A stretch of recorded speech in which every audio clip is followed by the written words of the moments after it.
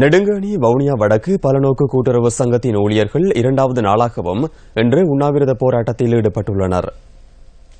இன்று முற்பகல் வவுனியா வடக்கு பலநோக்கு கூட்டுறவு சங்க கட்டிடத்திற்கு முன்பாக இந்த உண்ணாவிரத போராட்டம் தொடர்ந்து முன்னெடுக்கப்பட்டது.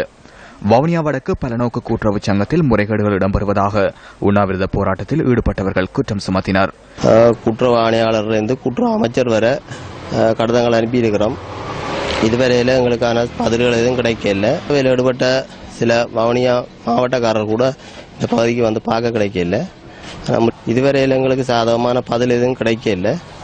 ஆனால் இந்த உண்ணாவிரதம் நாங்கள் தொடர்ந்து நடத்துவோம். எங்களுக்கு சரியான பதில் கிடைக்கும் வரை நாங்கள் சாகும் வரை உண்ணாவிரதம் மேற்கொள்வோம் என்பதை தெரியும். இது தொடர்பில் வவுனியா வடக்கு கூட்டுறவு சங்கத்தின் தலைவரிடம் நியூஸ் ஃபர்ஸ்ட் வினவியது. இந்த விடயம் தொடர்பில் உயர்மட்ட அதிகாரிகளுடன் தாம் கலந்துரையாடி வருவதாக அவர் தெரிவித்தார்.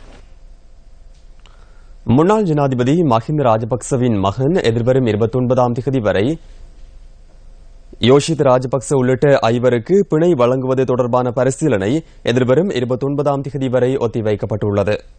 கொழும்பு மேல் நீதிமன்றத்தில் அவர்கள் தொடர்பான பிணை விண்ணப்பம் விசாரணைக்கு எடுத்துக் கொள்ளப்பட்ட போது இந்த தீர்மானம் எடுக்கப்பட்டுள்ளது. இதன்போது பிரதிவாதிகளான போலீஸ் நிதிக்குற்ற விசாரணை பிரிவின் அதிகாரிகள் உள்ளிட்ட குழுவினருக்கு மேல் நீதிமன்றத்தினால் இன்று அழைப்பாணை அனுப்பப்பட்டுள்ளது.